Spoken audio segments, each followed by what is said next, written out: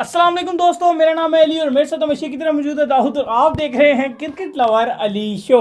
तो दोस्तों यहाँ पर टॉप 5 क्रिकेट न्यूज निकलकर सामने आ रही हैं, बहुत ही मजे की खबरें निकलकर सामने आ रही हैं। नंबर 1 पे बात करेंगे, बाबर आजम के ऊपर हुई है एक और बार तनकीद आमिर सोहेल की जानिब से।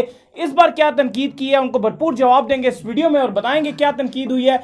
और सेकंड नंबर पे जो हम आपसे बात करने जा रहे हैं, जो खबर हमारे पास निकलकर सामने आ रही है वो आ रही है डैरेन सैमी के हवाले से। वो खुलकर सामने आए हैं क्योंकि जो इस वक्त जो है वो कालों को लेकर जो है बिल्कुल बड़ा वो सीन चल रहा है कि जिस कंट्री में भी जो है वो इनको कहा जाता है और एक नस्ली तासुब का सामना होता है, तो उसके ऊपर डैरेन सैमी ने कुछ आईपीएल के हवाले से अपने आप को रिलेटेड करके बयान दिए हैं। वो क्या है वो आप लोगों को बताएंगे। नंबर 3 पे बताएंगे जी मोहम्मद अब्बास जो कि पाकिस्तान के बॉलर हैं और इंग्लैंड जा रहे हैं, उन्होंने बड़ा बयान जारी किया पाकिस्तान वर्सेज इंग्लैंड सीरीज को लेकर। क्या कहना था उनका वो आप लोगों को बताएंगे। और नंबर 4 पे आपको बताएंगे पीएसएल की जो लाहौर कलंदर है उनके हवाले से बड़ी खुशखबरी आ रही है और बड़ी खुशी की खबर है। वो क्या है वो आप लोगों को बताएंगे। नंबर 5 पे आपको बताएंगे जी कोयटा ग्लैडिएटर के जो ऑनर है उन्होंने बड़ा कारनामा सर अंजाम दिया है। वो क्या है वो आप लोगों को बताएंगे।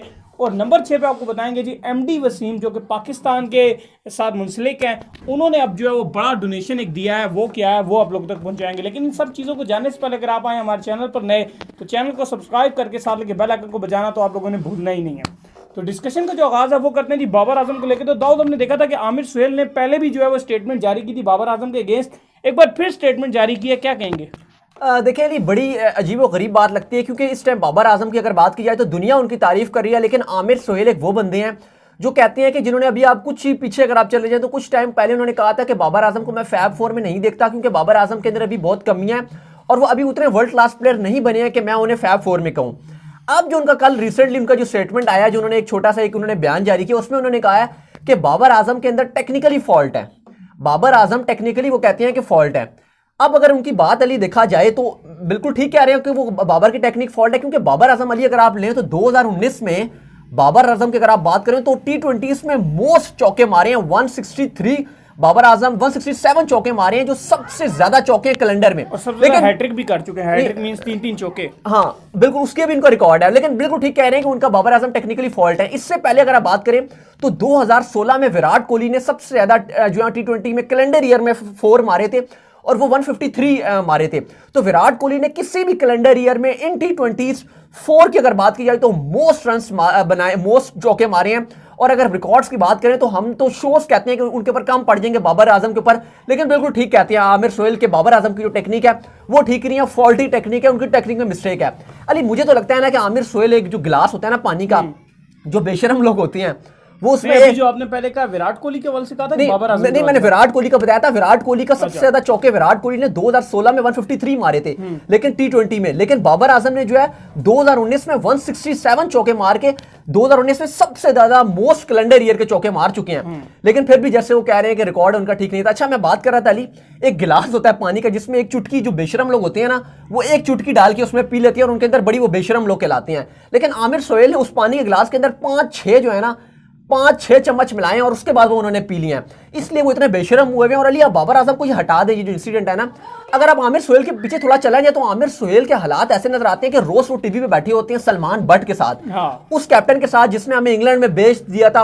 और हमेशा कहते हैं भाई कि अगर आपने आमिर को चांस दिया तो आप बट को बीते हैं, अगर आपने आमिर को चांस दिया तो बट को बीते। भाई आमिर उस टाइम 17-18 साल का लड़का था, सलमान बैट उस टाइम पाकिस्तान टीम के कैप्टन थे।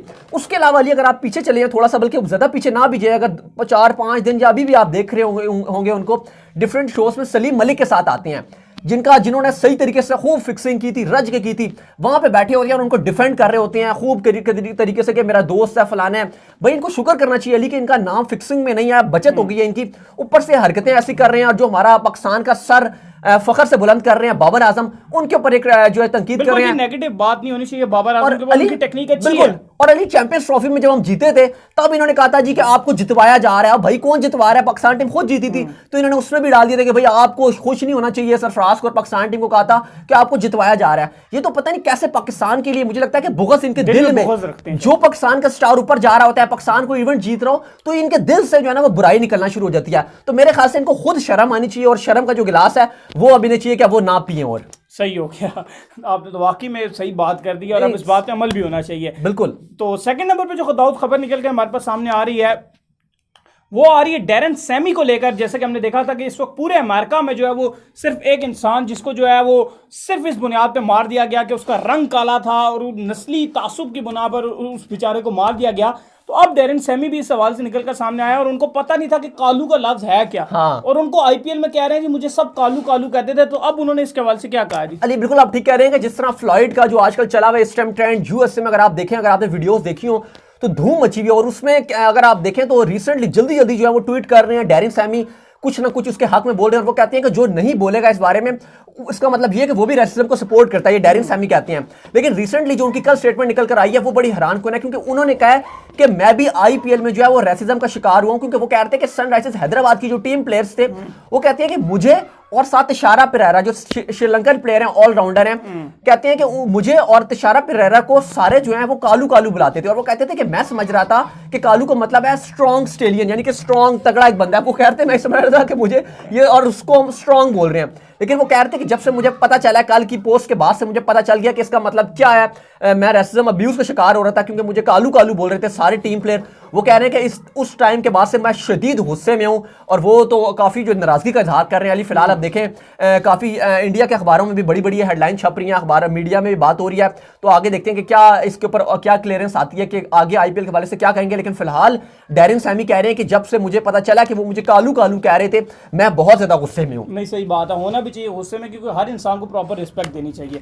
अच्छा, तो तीसरे नंबर पर जो खबर आ रही है वो ये खबर आ रही है कि मोहम्मद अब्बास के हवाले से खबर आ रही है। जैसे कि हमने आपको पहले ही बताया था कि कोविड-19 की वजह से आईसीसी जो है वो न्यू रूल ला रहा है जिसके मुताबिक आप थूक लगा के बॉल को चमका नहीं पाएंगे। तो मोहम्मद अब्बास का ये कहना है कि मैं तो अभी तक ये चीज़ भूला नहीं और मैं कंटिन्यू थूक लगा रहा हूँ। मेरे लिए मुश्किल होगा मेरे लिए कि बॉल पे थूक लगा रहा हूँ। ये हाँ, अब मेरे लिए मुश्किल। हाँ, अच्छा मैं आगे और कर दूं। अगर आप बिल्कुल आप ठीक कह रहे हैं कि मोहम्मद अब्बास बिल्कुल आप ठीक कह रहे हैं, क्योंकि अली मोहम्मद अब्बास जो है वो नया बॉल बहुत अच्छा करते हैं और पुराना बॉल भी जो है वो, क्योंकि देखिए थूक के बगैर तो बॉल को रिवर्स स्विंग नहीं कर सकते आप अगर अब्बास की बात कर रहे हैं, आप जिमी एंडरसन को भी अगर आप ले लें, स्टुअर्ट ब्रॉड को भी ले लें, आप वहाब को भी ले लें, कोई भी बॉलर है वो थूक से ही बॉल को जो है वो स्विंग करता है। क्योंकि आईसीसी ने जो कहा है कि आप पसीना तो लगा सकते हैं, पसीना क्यों, लेकिन पसीने से का ये है ना कि पसीना बहुत पतला होता है, पसीने से वो आप बॉल की शेप नहीं बना सकते।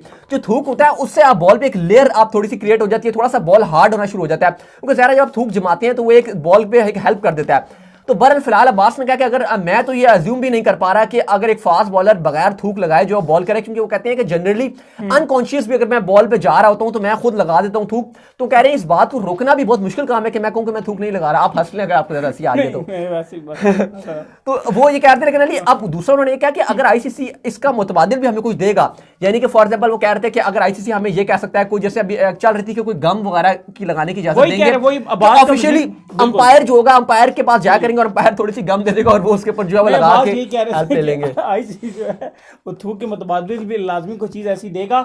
और जो है बाकी ये जो हम जाएंगे इंग्लैंड के अंदर, तो मैं तो अभी तक यही महसूस कर रहा हूँ कि हम किस तरीके से वो भूलेंगे कि हम विकेट लेते हैं तो विनिंग सेलिब्रेशन को हम किस तरह भूल जाएंगे। ठीक है, अगर आपको ज़रा सी आ रही है तो आपको जोक सुना दे। नहीं जोक नहीं सुना दे, चले बस हंसी चली। तो मैं कुछ जोक सुना देता हूं। सुना दे, चले आप सुना दे। अच्छा, एक बार ना अली ने एक जो है वो टैक्सी ली एक बार ना, तो ये अली जो है वो टैक्सी लेके जा रहा था, उसके अंदर ना मतलब मेरे पास आया, कहता है यार मुझे जो है वो कोई क्लाइंट वगैरह नहीं मिलता, इनके कैब सर्विस अली चला रहा था। मैंने कहा क्या मतलब कितने बंदे बिठा के लेके जा रहे थे? तो अली कहता है कि 3 पीछे बिठाए हुए थे और एक आगे बिठाया हुआ था और मुझे जो है कोई जो है वो सवारी नहीं मिल रही थी। ऐसे जो है वो अली जो है वो बंदे ढूंढ रहा था। सही है जी। अच्छा जी, चलें जी, इसके बाद जो खबर निकल कर सामने आ रही है वो ये आ रही है कि लाहौर कलंदर के खेमे से बड़ी खबर आ रही है, जो कि हर साल होता है उनका राइजिंग टैलेंट टूर्नामेंट, जिसमें जो है वो ट्रायल लेते हैं तमाम शहरों से और बंदे इकट्ठे करके फिर टीम्स बनाते हैं और टीम्स का टूर्नामेंट करवा के फिर उसके अंदर से जो है वो बंदे सेलेक्ट कर एक टीम बना लेते हैं। तो अब जो है लाहौर कलंदर के सीईओ उनका ये कहना है कि जैसे ही कोविड-19 खत्म होगा तो ये बंदे जो हम सेलेक्ट करके टूर्नामेंट करवाएंगे उसके अंदर हम इंटरनेशनल खिलाड़ी डालेंगे, जिसमें शाहिनशाह अफरीदी, हारिस सुहेल और हारिस रऊफ और फखर जमान, आपके फखर जमान होंगे, सुहेल अख्तर होंगे, दिलभर होश अड़े हैं दिलभर। मतलब लाहौर कलंदर के जो सारे इंटरनेशनल प्लेयर हैं वो 2-2 करके जो है उन टीम्स में डालेंगे। बिल्कुल आप ठीक कह रहे हैं कि अब उन्होंने कहा कि जो हमारा लोकल टूर्नामेंट होता है उसके अंदर, क्योंकि हमने पहले देखा था कि इंटरनेशनल प्लेयर्स होते नहीं थे, लेकिन अब वो कह रहे हैं कि अगर प्लेयर की विंडो मिली, अगर इंटरनेशनल प्लेयर हमारे अवेलेबल हुए तो हमारे जितने जो हमारे लाहौर कलंदर को रिप्रेजेंट करते हैं उन सब जो पाकिस्तान के नेशनल स्पेशली जो प्लेयर प्लेयर हैं उन सबको जो है वो हम उसके अंदर खिलाएंगे, ताकि जो लोकल प्लेयर्स हैं उनकी मोटिवेशन बढ़े और उनके अंदर जो है उन्हें सीखने को भी बहुत कुछ मिले। तो ये अच्छा इकदाम है लाहौर कलंदर का, बहुत अच्छा इकदाम है। और ये लाहौर कलंदर्स ऐसी टीम है वाइड जो हारती तो है लेकिन सबसे ज्यादा लोकल टैलेंट्स को लाहौर कलंदर और दिल बिल्कुल जरूर जीतती है। जिस तरह आप शाहीन शाह अफरीदी की बात कर लें, फखर जमान पहले लाहौर कलंदर की तरफ से खेले हैं, हारिस रऊफ की बात करें तो पहले खेले हैं, सोहेल अख्तर की बहुत अच्छी फॉर्म जा रही है, उम्मीद है कि वो पाकिस्तान की तरफ से भी आ जाएंगे। जिस तरह उन्होंने फॉर्म पकड़ ली थी अपनी, लेकिन वही हुआ कि जब उन्होंने फॉर्म पकड़ी तो कोरोना की वजह से खत्म ही हो गया, लेकिन पूरी उम्मीद है कि लाहौर कलंदर के प्लेयर्स अच्छे आएंगे और वो परफॉर्म भी करेंगे। सही है। और अच्छा इसके बाद दाऊद जो खबर आ रही है वो आ रही है कोयटा ग्लैडिएटर के जो ऑनर है नदीम उमर, उनके हवाले से आ रही है कि उन्होंने कोयटा के अंदर अच्छे खासे पैसे जो है वो डोनेट किए हैं। कितने डोनेट किए हैं? क्योंकि अली इन्होंने कोयटा में तो 3,52,000 रुपए जो है, जो जिसमें से 44 स्कोरर होंगे जो स्कोर कार्ड लिखते हैं, अंपायर्स हैं कुछ, और जो छोटे आप कह सकते हैं जो 10-15 हज़ार जिनकी तनख्वाहें हैं ये उनमें डिवाइड होगा 3,52,000। इससे पहले इन्होंने कराची में भी जो काफ़ी डोनेशन दी थी, लेकिन फिलहाल जो है यहाँ पे अब ये जो बलूचिस्तान है वहाँ पे जो है वो जाके ये पैसा डिवाइड करेंगे। और साथ ही अगर अली बात करें वसीम खान MD जो है, हमने क्योंकि काफ़ी देखा कि लोग उनके अगेंस्ट काफ़ी PCB में नेगेटिव प्रोपेगेंडा कर रहे हैं, लेकिन अली हमारी भी उनसे एक छोटी सी मुलाकात हुई थी रिसेंटली, मिली थे, हम मिले थे 10-12 मिनट उनसे मिले थे, लेकिन बहुत ही नाइस बंदे हैं वो। हमारे छोटा सा एक मसला था वो हम उनके पास लेके गए थे, तो उन्होंने बहुत ही अच्छा कोऑपरेटिव बन दिया और उन्होंने ऐलान किया कि 1.5 मिलियन यानी कि 15 लाख रुपए जो हमने आपको खबर दी थी कि PCB मुलाजमीन को अपने निकाल रहा है, तो उन्होंने अपनी जेब से यानी कि PCB के जो है वहां से खजाने में से नहीं बल्कि अपनी जेब में से 15 लाख रुपए उन्होंने डिसाइड किया कि वो जो है उन जितने भी छोटे तनख्वाहवार हैं उन सब में वो डिवाइड करेंगे। और वाकई वसीम खान MD का बहुत अच्छा ये एक अच्छा इकदाम है, क्योंकि अली हम देख रहे हैं कुछ लोग काफी यूट्यूबर्स भी हैं, इवन मीडिया हाउसेज में मैं देख रहा हूं, आप याया हुसैनी को ले लें और बड़े बड़े जर्नलिस्ट हैं, वो वसीम खान MD के अगेंस्ट ने एक नेगेटिव प्रोपेगेंडा किए जाते हैं बिला वजह ना,